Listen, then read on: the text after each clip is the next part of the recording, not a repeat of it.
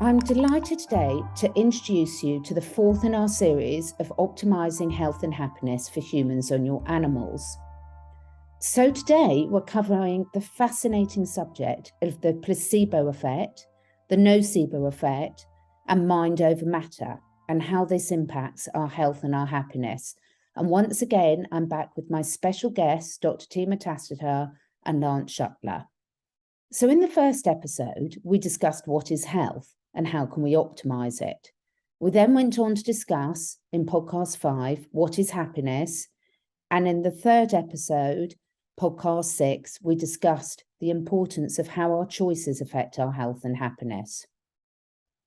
We've all heard of the placebo effect, but how many of us know about the nocebo effect and how both of these can have a huge impact on our health and happiness?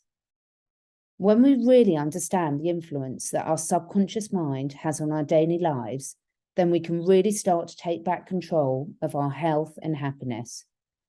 Once again, I really love the different perspectives that both Lance and Timo bring to this discussion.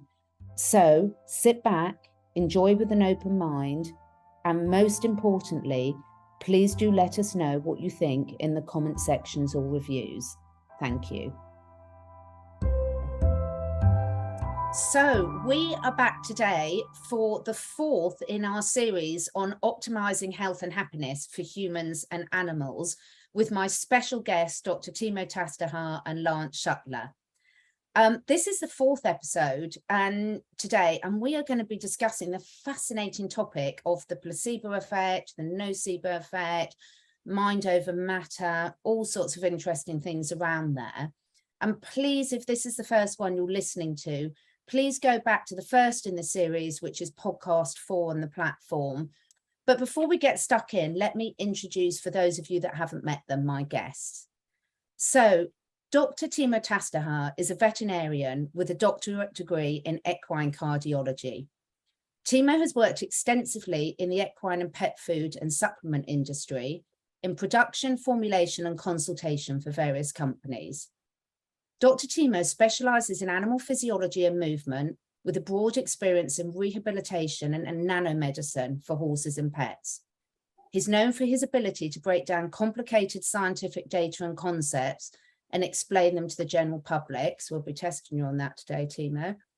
And he prefers natural solutions as much as possible, prioritizing long-term functional solutions to avoid the drastic, unwanted side effects often associated with short-term results. Exactly. Thanks. And Lance Schuttler graduated from the University of Iowa with a bachelor's degree in health science. Lance is the CEO and owner of Ascent Nutrition, a unique holistic nutrition company. And listeners of this podcast will know just how much Timo and I love your products, Lance. He's a contributing health and wellness writer at the Epoch Times, and his work includes the topic of regenerative agriculture, resource-based economies, and quantum technologies. Now, Dr. Timo and I both work extensively with animals. And so in these podcasts, we're really trying to link in how this is all relevant to humans, but also non-human species as well, because we can learn so much from our animals. And obviously, we want to be the best pet parents that we can. So really fascinating discussion topics today, placebo, nocebo effect, and why this is so relevant to everyone. So what is the placebo effect? Who wants to start with that one? Timo, please lead us off. I thought you would start. So placebo is, you think you're getting something, but you're not getting it. You still see the effects of the things you think you were getting. So this is shortly what placebo is.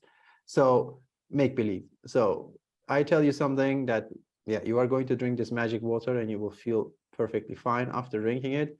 You drink it and suddenly you feel perfectly fine, although the water was tap water. So this is placebo. And it is a fascinating thing, still not well understood.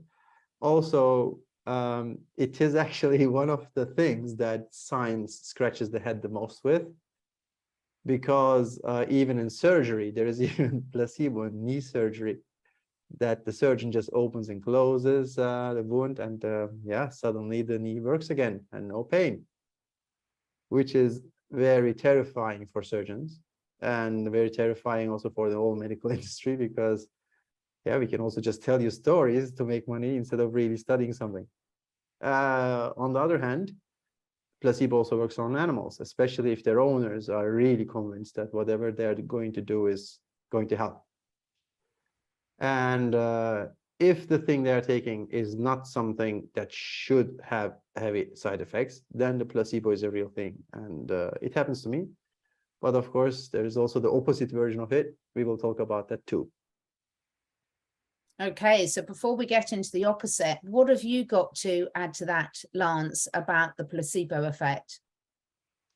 I think Timo really summed it up very well. So I don't know if there's really going to be anything new, but that's really what I would just define it as well, is that you have this belief and this expectation that something's going to happen. Whether it's like a supplement or a pill or a procedure, and the effect happens regardless of what was actually in that capsule or pill. And it is pretty wild how that happens. And I've read so many stories of that same thing too, Timo, of people going in for surgeries. They expect it's going to go well. They don't even perform the surgery, and the person comes out and they're significantly improved. Yeah. It's fascinating, isn't it? And one of the things I find really fascinating about it is a lot of the studies have actually shown physiological changes, neurological changes, etc. So it's not just the power of the belief is actually triggering the mind and body to produce different chemical responses in the body itself. So there is actually, a lot of people think it's just make believe, nothing's actually really happening, but actually there is a lot on a physiological level that can be measured now, and on a electromagnetic level happening. Yeah, so this is the most funny part. So for me at least, and I use this a lot in all my lectures, but think about a triangle. And this triangle consists of an impulse, an energy to do something, and the material to do that thing we want to do.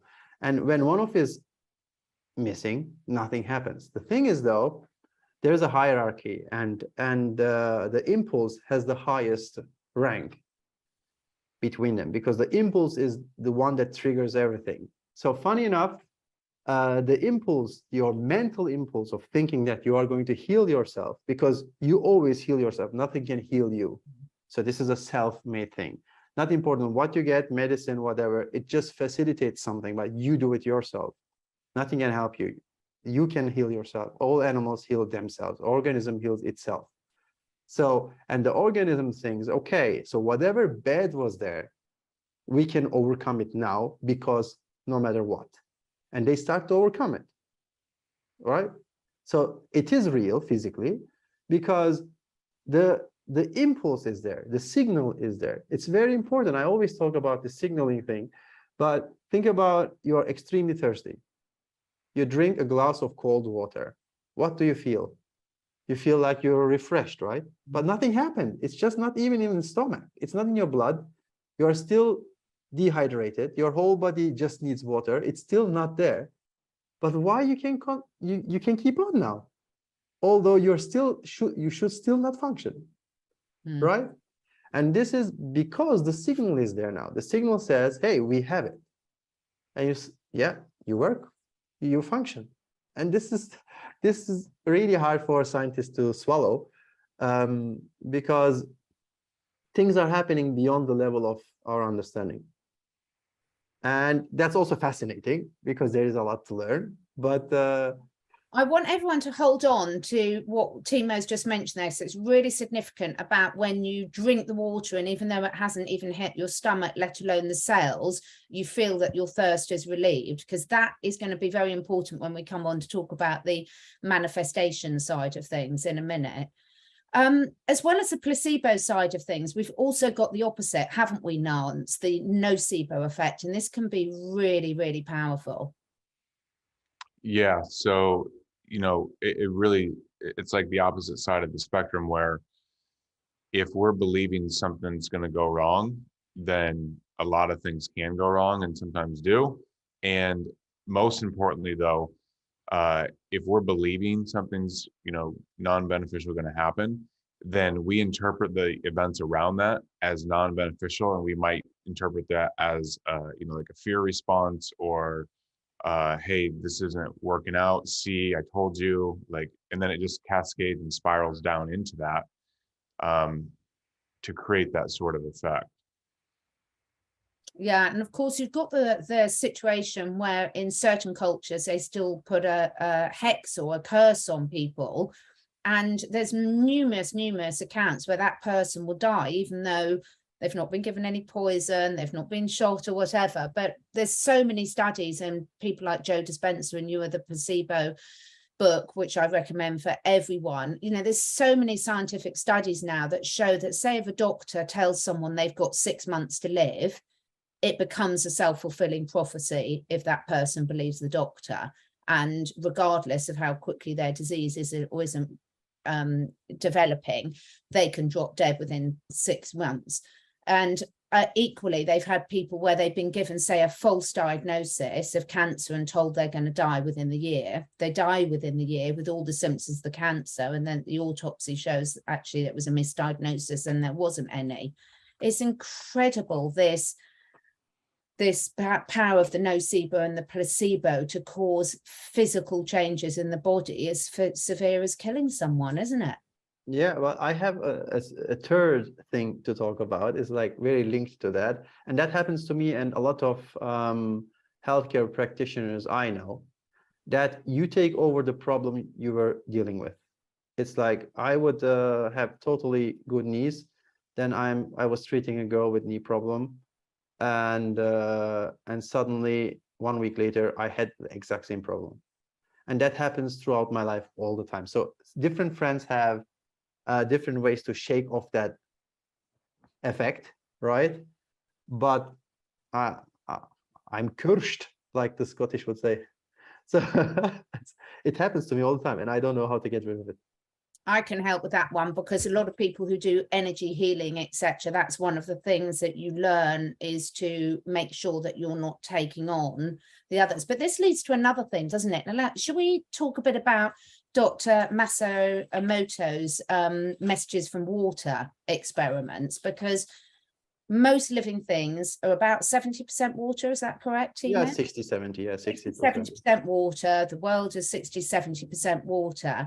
And there's these amazing experiments, aren't they, Lance, that Dr. Emoto did, where he was showing the power of words, writings, consciousness to actually completely change the crystalline structure of water molecules. Yeah, exactly. And there's so many experiments of that done. Now, of course, there's ways that people can interpret those. And, I know that mainstream doesn't necessarily accept it, but that honestly doesn't matter, especially right now. It's clear that what is being photographed is beautiful crystalline structures, and those water molecules are being aligned and structured. Something interesting, I know for a fact scientifically that there's been some companies that have tested water, structuring it, and then put it in the plastic bottles and left it on a shelf for 10 months. And these tests were done at Los Alamos in New Mexico at the labs there. And it showed no contamination whatsoever of any plastics into that water after 10 months of sitting on the shelf. So, Wow. that's one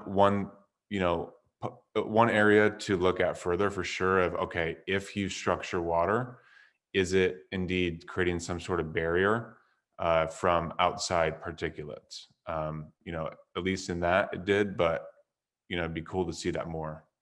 Yeah, beautiful. I've got I love Flasker. I've got my Flasker water bottle there, and this, so it structures the water. And quite frankly, how much is the fact that I really love the products and I really love the company and the people that make them, and how much is every time I just look at these beautiful symbols on the glass, my power of my belief is projecting such love into it, because I love this so much. It doesn't matter though, does it? I mean, why is this so relevant to people that we're discussing this, Timo? Why is it so important that people understand the principles of the water experiments, of the consciousness to change the structure of things, of the placebo, the nocebo effect? How can this change our lives? So I'm not an expert on this one, and I still am at the experimentation phase, so to speak. But I can tell as a scientific mind, and you know it, I'm far more rigid than you and Lance on many things. But when I see that you might change your health by knowing that you can change your health, is far more important than what I learned in a medical school. Because if I can do that, why do I need medical school? Of course, I want to know everything. Of course, I want to understand everything. Of course, all that is right. But there is one more layer to it, and we are short of it. It's not, we are not there, and most of the practitioners are not there, and people who are there are not medical practitioners anymore. A lot of gurus, real gurus I'm talking about, are somewhere alone because they understood more than we did. And even if they tell us, we don't understand because either we ridicule them or we don't understand, we cannot grasp what they want from us. So it's a bit, I'm lost. So Lance, why do you think this can have such an impact on people's lives when they really understand the significance of the placebo, nocebo, mind over matter, whatever you want to call it, that how we can influence even the structure of a cell by our thoughts alone?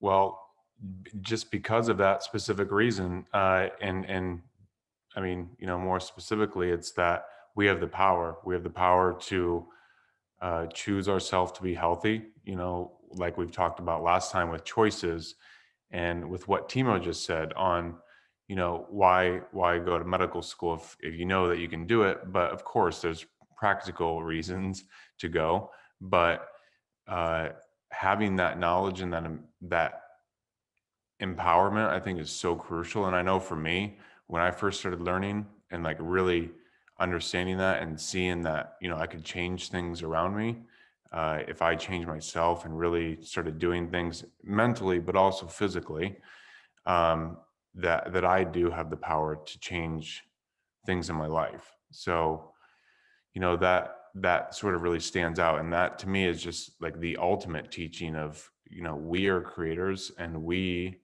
have the power to do what we want with our lives. And we don't have to be beholden to outside forces. We can choose and choose our own path. It's amazing. And how did you first become aware of this work, Lance? Who sort of opened the door for you? Yeah. So when I was in college, I bought this book called The Power of Your Subconscious Mind by Joseph Murphy. And I read it and I didn't really understand it. I kind of got it, but not really. And so I just put it down and, you know, just let it be. And then about a year and a half or 2 years later, I was reading something. I was sort of getting into this information and I read something about the power of the mind, and it just instantly hit me. Oh yeah, I've got that book and I think I should read it now again because I think I'm going to understand it more. And I did. And, you know, it really just started that's what opened the door for me to this information of, you know, choosing the thoughts that I want to think and using the words I want to use. Fantastic. I must admit, when I was studying for my master's in business studies, we did a module on quantum physics, which when I look back on it is actually really bizarre. It was the first time I'd heard of quantum physics because this was 22, 23 years ago.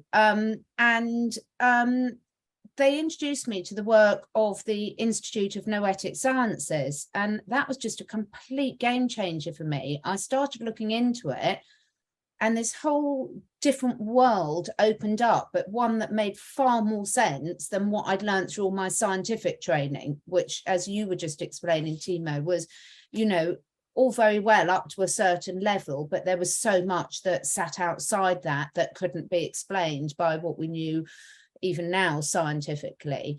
So I think it's really wonderful when people start, you know, seeing this cascade effect and sort of opening up and keep questioning, Because when people start to take responsibility that they can really impact their own health, happiness, wellness themselves, it's a fantastic place to be, isn't it? That you're taking away that dependency. It doesn't mean we can't use the tools of the medical profession, the veterinary profession, the nutraceuticals, whatever, but it does open up a whole different range of possibilities for people, doesn't it?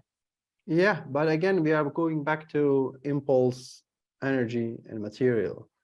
So things can happen, especially same goes for acupuncture and especially acupuncture and similar things that are based on impulse only work if you have enough energy and material to realize it. So if you don't have those things, if you don't have good food in your body, if you don't have building blocks, there is nothing to build. It's you can dream about it, you can really hope you can do it, but what you can mentally change is in the realm of impulse. So the rest has to somehow be there to be able to make it happen. That's why good food is so important, and good water is important, good air is important, because these are the basics we build things on. And if we don't have it, it's not important how much we dream of, or who's the hex doctor, or he's saying this and that, that we cannot really correct things if we don't have enough to correct, if it makes any sense. So the mind can only start to really function if there is something to work with. If that is not there, you can. So for instance, you can dream of flying, and I'm not talking about gliding. We are talking about flying, the real flight like a bird. And you can jump from any place and you will not be able to because you don't have feathers. But gliding is a different thing. Maybe you can glide because maybe you can create some powerful force between you and the gravity. Maybe you can. That's a different story. But if you think about flying, the flight needs a certain thing, which is called the wing. And if it's not there, you probably will not manage. So if you have a dream of flying, try from 1 meter height or something to make sure that it's not fatal. So that's where I give a safety warning to all listeners not to jump off buildings. So. Yes. So what I just try to say is a lot is possible. In health, a lot is possible because most of the health problems are just things not working well. But as some of the atheist comedians would chuckle right now, but you cannot just regrow the amputated leg. So that is gone. So maybe we can do it in the future. Maybe I'm more aware of things. But right now, no matter how hard you pray or dream of, it just doesn't grow back. But if your nervous system is not working well, and it happened to some animals I saw also, and you are paralyzed, and suddenly you start to feel your legs again, that's the power of your brain. So you can rebuild your nervous system, you can help it, you can do things. But impossible things are still more or less impossible. So that means we have to know where we draw the line of what we want to change, and it has to be within reason, but it has to be within nature. Does it make sense? So we have only nature's force, we have nothing else. So we draw from nature, and I'm not talking about nature in a naturalistic or materialistic vision. So I'm talking about nature. Whatever we have, everything around us is a part of nature. And if you have metaphysical forces you believe in, they are also the part of nature. So wherever you draw your force from, it has to be within nature. So if it defies the rules of nature, it will not happen. Not important how creative you are with your mind. But if your mind is one-track mind and you function within that nature, yeah, I think you will succeed. Well, let's have a little discussion then to lead on from that about the difference between the conscious mind and the subconscious mind.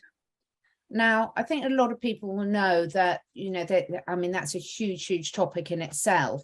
And at least, I think this is probably an underestimation of 70% of of how we perform in a day is from our subconscious mind, that we are running on programs, many of which are set when we're very young. I mean, the Jesuits sort of said, which makes me cringe to think of it, but you know, give me a boy until they're 7 and I will show you the man, because so many of our subconscious programmings happen early in childhood, but also they can be happening, and they very much are still happening at the moment.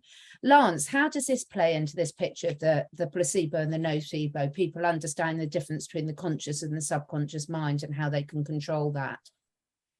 Well, clearly a huge part, and we've talked about this, I think, on the past couple episodes, of how much the subconscious rules what we're doing. You know, what you said, at least 70%. And, you know, it is really just patterns and repetitions that we've learned, even the language that we use and all the words. Like, we all notice that sometimes we all speak in our own ways, Yeah.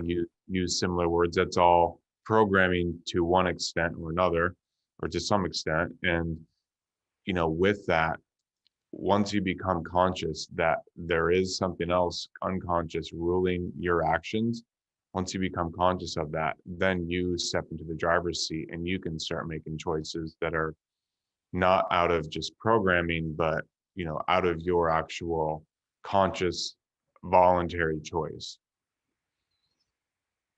It's a massive one, isn't it? Because most people have got very little awareness of how much our subconscious mind is actually driving our lives. And I love, you know, Bruce Lipton, we spoke about him before, but Biology of Belief, and about how we can look at our current lives and where we're at now, and that tells us what our subconscious programming has been, because it's all around us. It's the blueprint of our lives, and some of that we'll be very happy with. You know, it can serve for us. We don't want to have to learn to drive every day that we get up. We don't want to have to learn to walk, how to put our trousers on. Timo, you were talking last time about the pants and the different leg you put in your pants. But equally, a lot of the time it doesn't serve people, can it? And all of these things, the more you understand it, you can use that understanding for the good, but you can also use it as a control mechanism as well. Yeah, that happens all the time. Media, or let's say media, I don't like the word that much, but typical advertisement business is built on you accepting things the way they want you to accept, and to go with their narrative and not with yours, what you need, what you have to have, how you have to feel. And this is actually this is also the charm of Instagram, isn't it? Instagram tells you people are living the best life all the time. It's like, and if you do how they do, use the same makeup they do, and I mean, if you are influenced by their influencing power, everything is fine, everything will be good, right? And this is exactly where the trouble is. The trouble is that your subconscious mind chooses a path to make you survive. The problem is your subconscious mind has no consciousness, so whatever is in there, it will follow it. And the modern advertisement system is based on this function. So if, as much as they can manipulate it, it will follow the way they want you to move. And same goes for politics, same goes for healthcare. I mean, in some countries you cannot have TV advertisement for medicine for that reason, or alcohol or cigarettes or whatever, because yeah, the cowboy was so free and super good and died from lung cancer. But yeah, he was the most prominent thing in TV when I was a kid, the Marlboro Man. So that's why I think that the subconscious mind plays such a huge role. But most of the people right now lives on Mother Earth are believing in religions that tell them they have free will, and everything they do is their own fault or own merit, which is totally false. So I'm not saying that people shouldn't own their mistakes, but most of the things we do are the result of what we lived before, not what we think now. Yeah. So, and I think this is where the biggest problem we have in society, that the past of a person plays a huge role and far bigger role than the now of that person. And the moment we understand it, then we can see people in different light, and we can see ourselves in different light, and start to correct the programming, instead of trying to function differently if in the 5% of consciousness we have, although we let the 95% stay the same. And we cannot correct things like that. You cannot just paint a building differently and make the foundation stronger.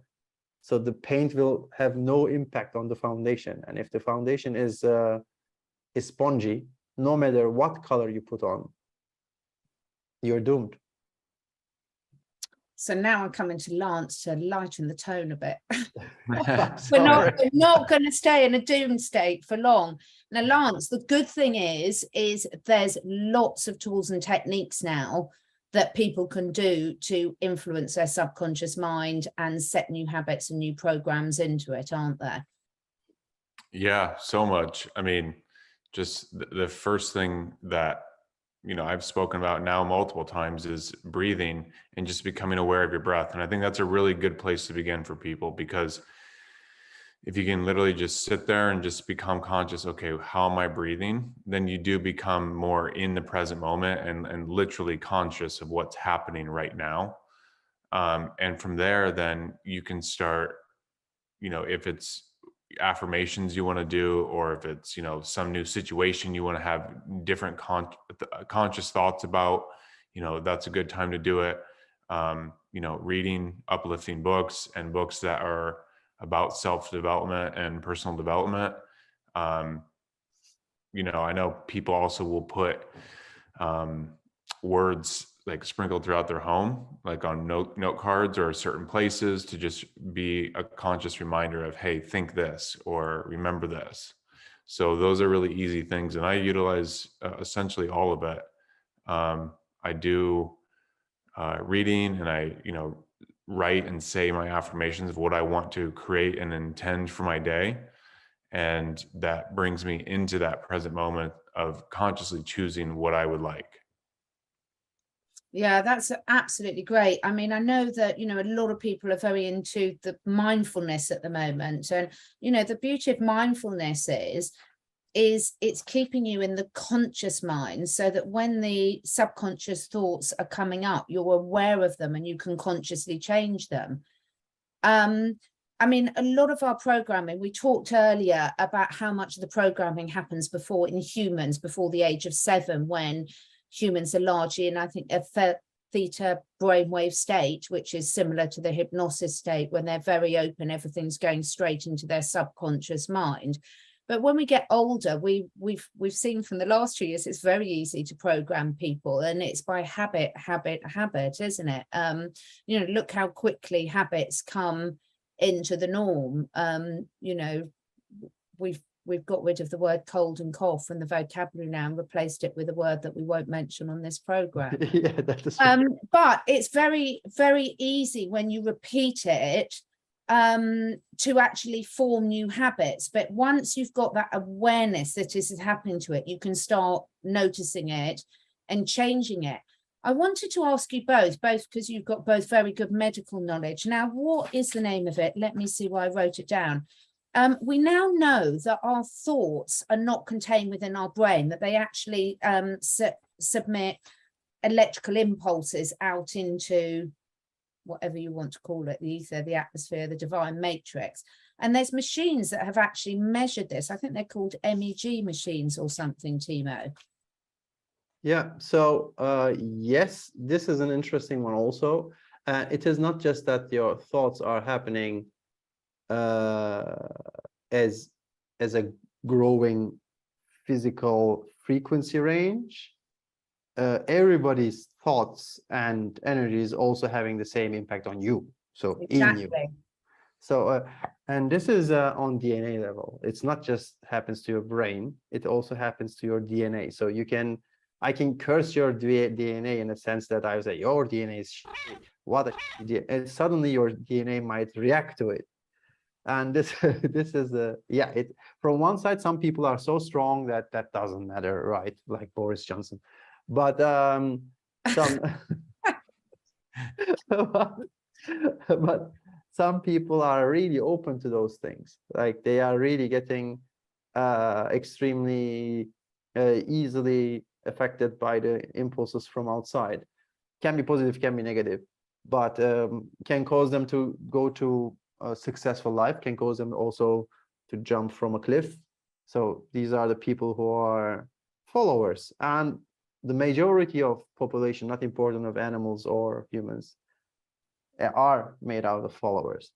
So that's why it's important to have your own group of free thinkers around you, so they keep you in check and show you that everything is like the others make you feel like, because everything's perception, right? So it's very easy if you watch a horror movie, just open some laughter and some funny music somewhere and close the sound of the horror movie. Suddenly what you watch has no impact on you whatsoever as a horror or horrifying feeling, right? The emotions are totally gone.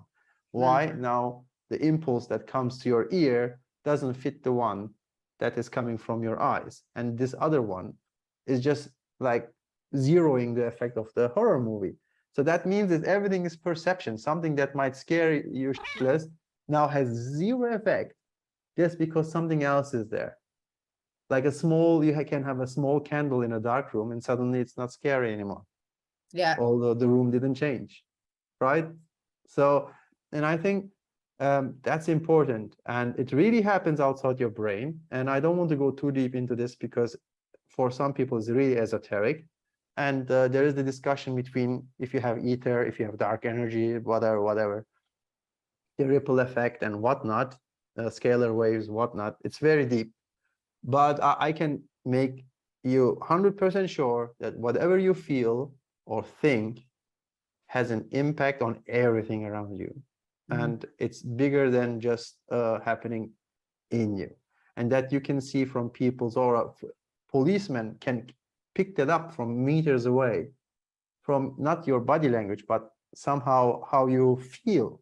Like, do you feel like someone who wants to run away, or are you self-confident? And they can 100% feel it, although they have no, dogs can feel it. And they say it has something with the pheromones. I would agree, except small children don't have strong pheromones, and animals still know if they're afraid or not, and from miles away. So it's not just the smell, it's not just the physical things we think. It's physical, but on a total different energetic level. And I cannot explain it, so I'm not going to act like I know very well how it's happening. I know it's an electromagnetic field, all that we know. But I think there are more layers to that than we think we know. There's so many influences from all sorts of levels where people aren't aware of, aren't there, Lance? And you're very right. I mean, animals can sort of pick up the, let's just call it the energy of someone or another animal very, very clearly, often long before humans can. Yeah. How important is people to be aware of this, Lance, and to sort of start really noticing these things? Greatly important. First for the obvious reason of being aware of, how to just knowing that, what the vibration you have and what you're thinking and feeling, how you're choosing to present yourself literally is creating an energy that others can feel and sense and see. And it really is sort of like, you step into a room and it's got good vibes and you just know it, or the opposite. And, you can just tell, yeah, I agree, Timo, the body language plays a role. And I agree at the same time, like there's also just things where it just goes beyond all the senses and you just know, like there's just a knowing that something's amiss, or like, this is perfect, this is right. And I know experiments done on pets, particularly dogs, in their precognitive states of being able to sense when their owners are coming home. You know, clearly that's not happening because of pheromones or, you know, something like that. It's something much stronger in the sense that it reaches much further. I've got a really good example of that. So years ago, must have been about 10 years ago, I was part of a program on BBC Horizon, The Secret Life of Cats, and they tracked a lot of cats and radio collared them. Now, at that time, I was working from this office here, and I had a couple of people that were working with me. And my job took me out and about. They were office based in here, and I had all my cats at home, had 6 cats at that stage. And my job, I'd be going off to do consults working with animals all over the country. So I didn't have a regular timetable. It wasn't that I left at 9 and came back at 5. And the ladies that work for me all used to have a giggle because they said, we always know when you're coming home, because about 20 minutes before you arrive home, because I know I in those days didn't really used to use mobile phones much, only for emergencies. They said, we always know because about 20 minutes before you're coming home, all the cats will appear back in the garden. Now, the people who were doing the radio tracking for this program filmed that. They said, right, okay, we're going to test this out. So they told me not to tell anyone what time I was coming home. All the cats had collars on them. Unfortunately, this bit wasn't in the program because they'd run out of time. And sure enough, almost to the minute, 20 minutes before I came back, all the cats came back into the garden. No one knew I was coming home then. I didn't know what time I was going to be exactly home because it depends on traffic and everything, you know. It's uncanny, absolutely brilliant. And there's all these energetic forces that on a pure scientific level, we don't really understand, as you were saying, Timo, but they are absolutely there. Look at the fact that in tsunamis, the animals all pick it up miles away. And I had an example, a perfect example yesterday, which was heart-wrenching for me. So on one of my favorite walks I do near me, there's a couple of deer parks. And yesterday, in one of the deer parks, in the house where they were talking to the owners of the deer parks, there was a wildlife control person, which basically meant they were going to go in and cull the deer.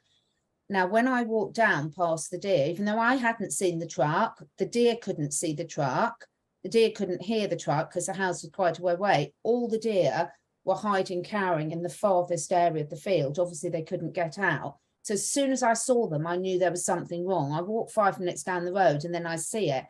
Somehow those deer had picked up and seen that and knew what was going to happen. It was so obvious. Their behavior was so out of character. It was awful. Ruined my day, really. Were you able to open the fence?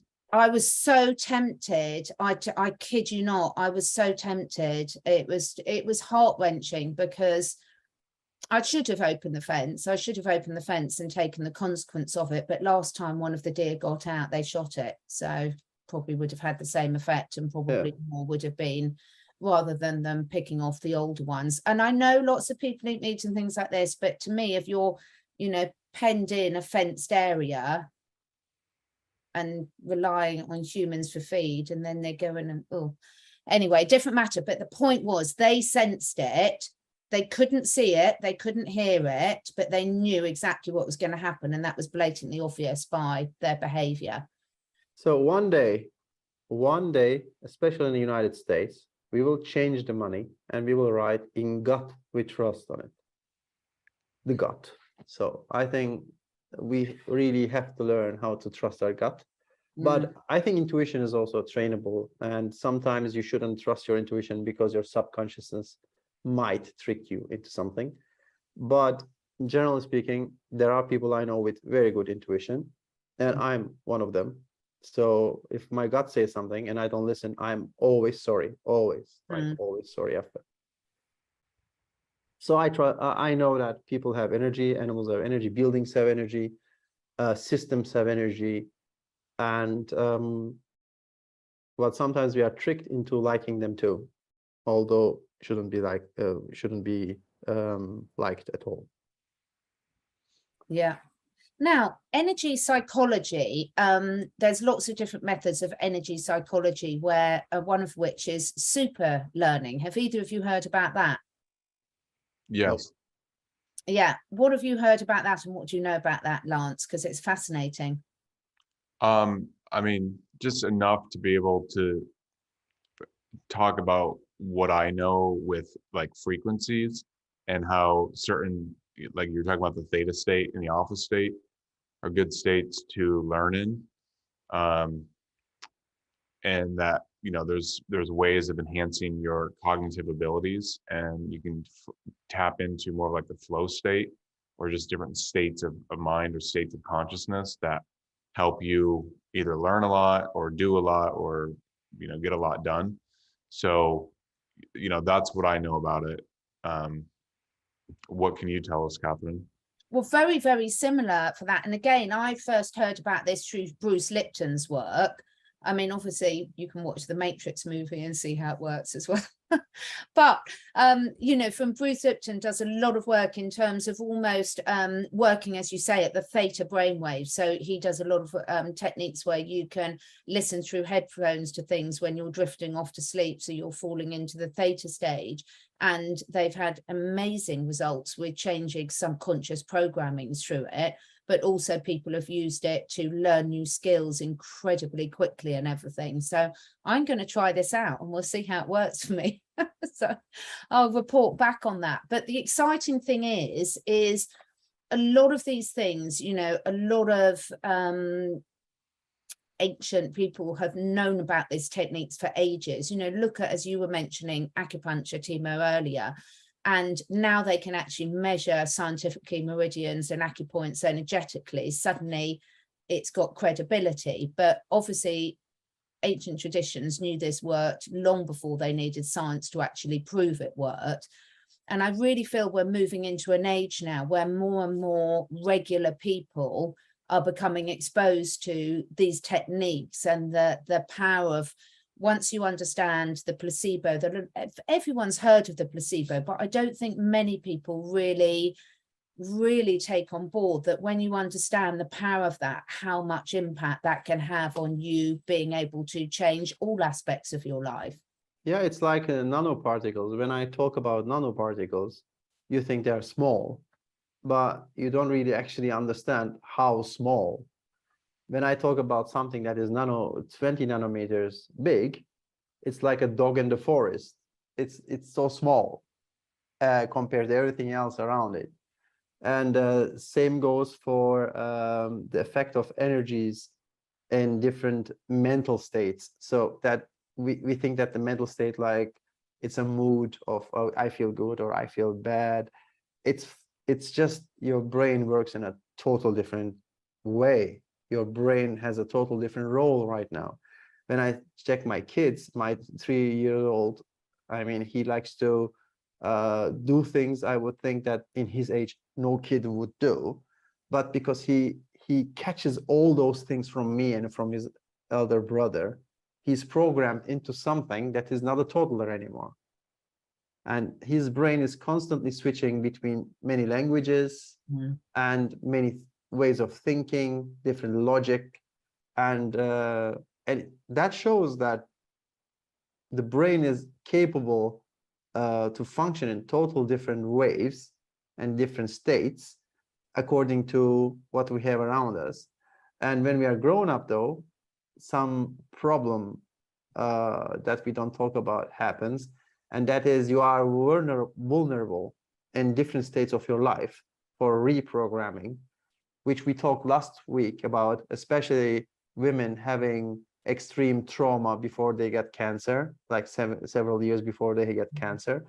And that happens mostly in those traumatic times when they were vulnerable mentally, because in a state of learning, and they learned something terribly horrible, horrifying for them.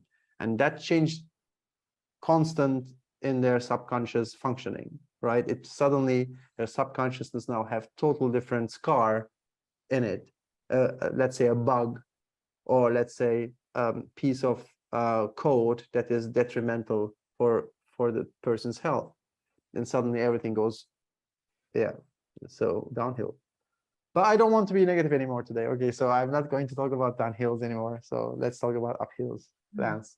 Going up hills, it is a really important thing. One of the main things that I think is my takeaway from this discussion and all the reading and work, that I love this subject. I really, really am passionate about this subject, because there's so many different people now that are working on this, that can help explain it. Everyone will resonate with a different way of it being explained to them, different examples, but there's so many people that are scientifically studying it. Look at Wim Hof, who, you know, it was only a few years ago that, you know, as scientists that we all are, you know, we were all taught that you had no control over the autonomic nervous system, and we now know that that's not true at all. So as these people start pushing the boundaries and showing with real normal people who do go through spontaneous healing, who do dramatic changes to their lives in all areas, it's a bit like the 4-minute mile. Once you realize that a normal person has done this, it becomes accessible to all of us, doesn't it, Lance? Yeah, exactly. And you get more used to it, and you get more comfortable and confident with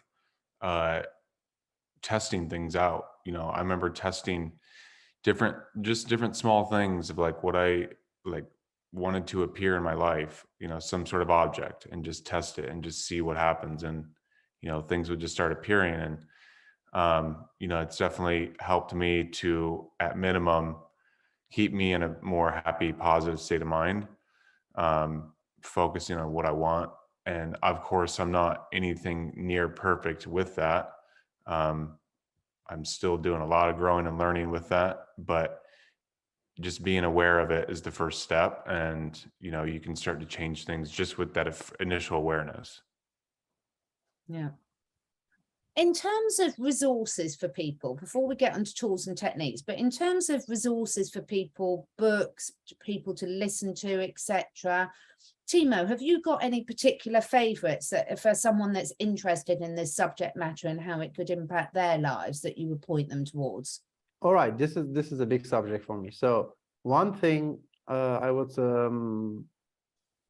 suggest is to find the right music for yourself.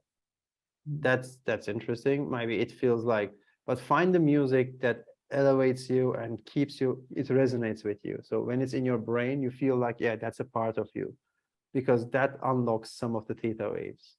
And that is a good resource to go. So first, find your favorite music. Not important. I totally disagree with Lance here. It could be heavy metal. It can be the hardest music, or it can be the softest music.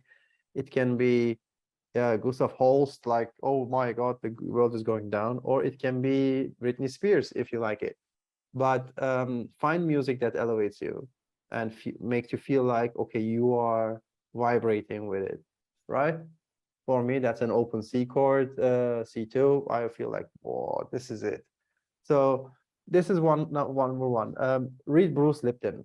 So he explains things far better than I can. And sorry, who's that? Bruce Lipton? Yeah. Yes. Yeah, just read it. So not important what you read from Bruce Lipton, even small things, because you will catch so many small details about yourself you didn't know exist. And one thing about Wim Hof is he's not controlling his autonomous system himself. He's signaling things that controls it. So this is exactly we were talking about at the beginning. He is signaling to his body. He knows what signal will cause what. And most of the military people know that too. And ancient people knew it too. It's not important if you know the medical or the scientific details about it. If you know the cause and effect and the result, then you are there. So you don't have to know everything in between. You don't have to become a scientist to understand yourself. You just have to know, okay, I drink water, I pee. This is always like that. If I don't, I don't. You don't need to know the uric acid cycle to understand this as a fact, right? Or you can also exploit that. So if you want to pee more, you drink more, and you suddenly, yeah, I drink more, I pee more. You don't have to understand anything else. You just have to know, when I do this, this happens. And I think if you can really break down to this pragmatic level, many things can change in your life.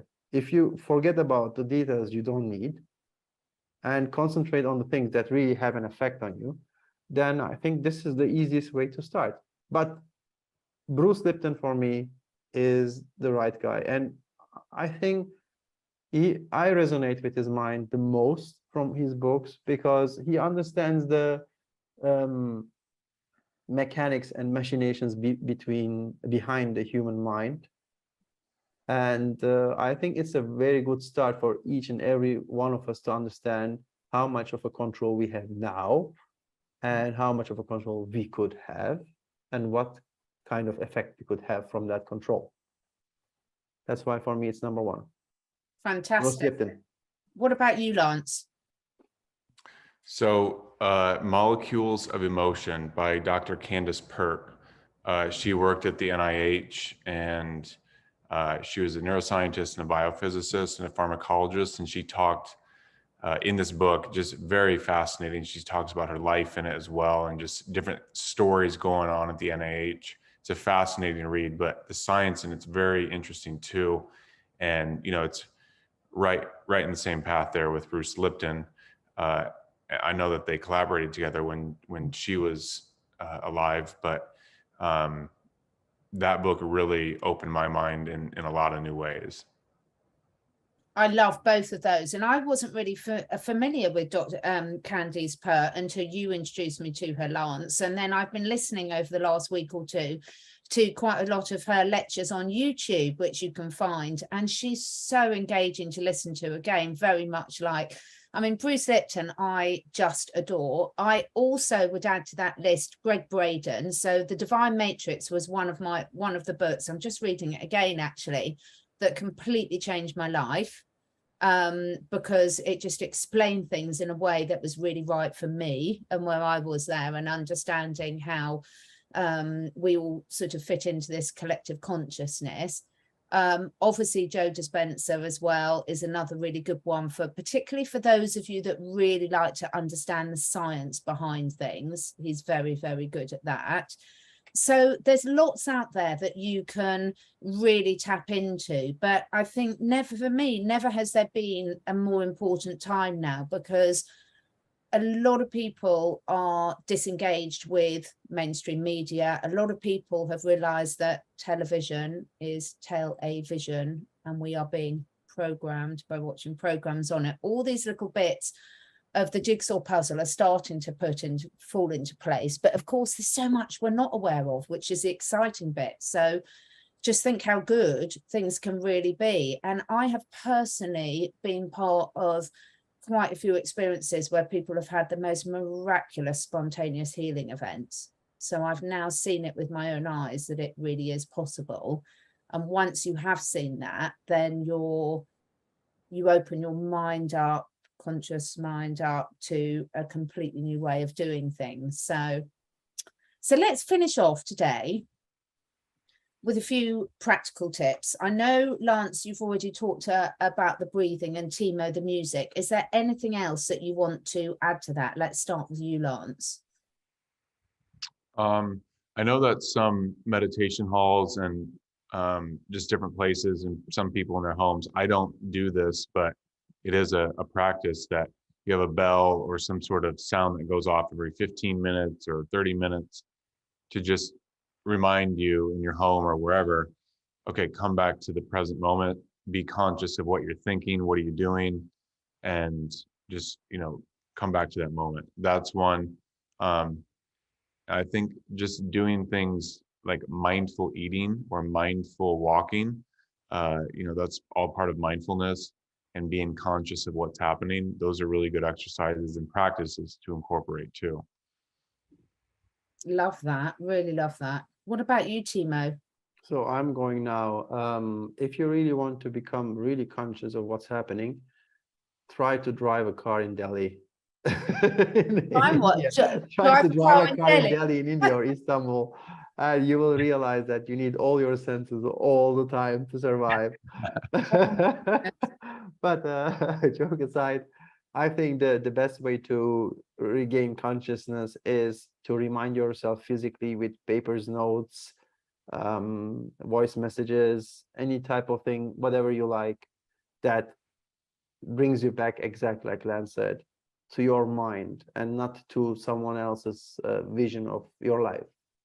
Because this is what we normally live. We live always someone else's vision, and those visions are mostly forced into us with, as you said, TV, internet, influencers, advertisement, physical, mental, school education. I'm not against education. It's just the form of education right now is really terrible. And also indoctrination of any type of belief or religion, any type of thing that forces you to think a certain way. I would like to remind you that your brain is unique and your life is unique, and everybody else can F off. So, Oh, this is absolutely. Exactly, Timo. I would just like to encourage people to have a look at their morning routine and do 3 things differently. So Timo, you spoke a couple of podcasts ago about, you know, do you always put your left leg or your right leg in your pants or your trousers first?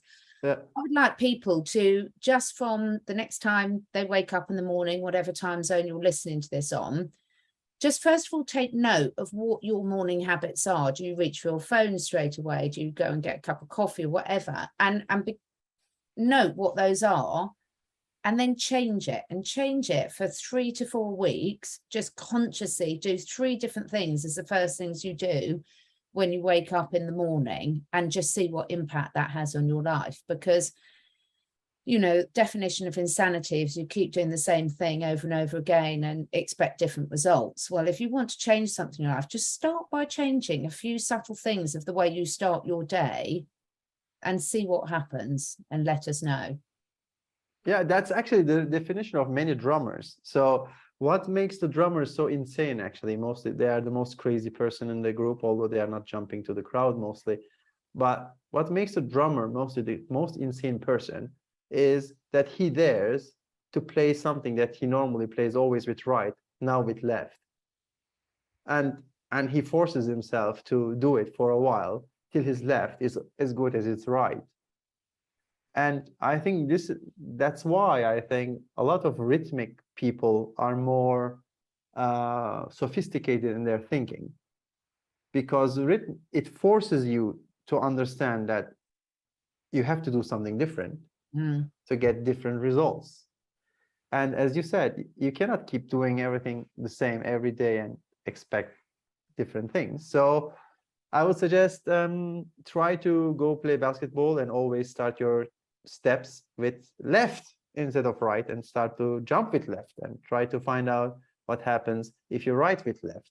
I know it will look really bad, but who knows how fast you can adapt to right with left. So thank you so much for the discussion. I think this is something that all of us, everyone's going to be finding out a lot more about moving forward, you know, once we're sort of unleashing the true power of our potential. And I'm excited to see what everyone's comments show and what they're noticing and what tips they've got for us all. So thank you, Lance, so much. Thank you, Timo, so much. And we will be back again next week for another exciting one in this series. Thank you for listening, everyone. Bye.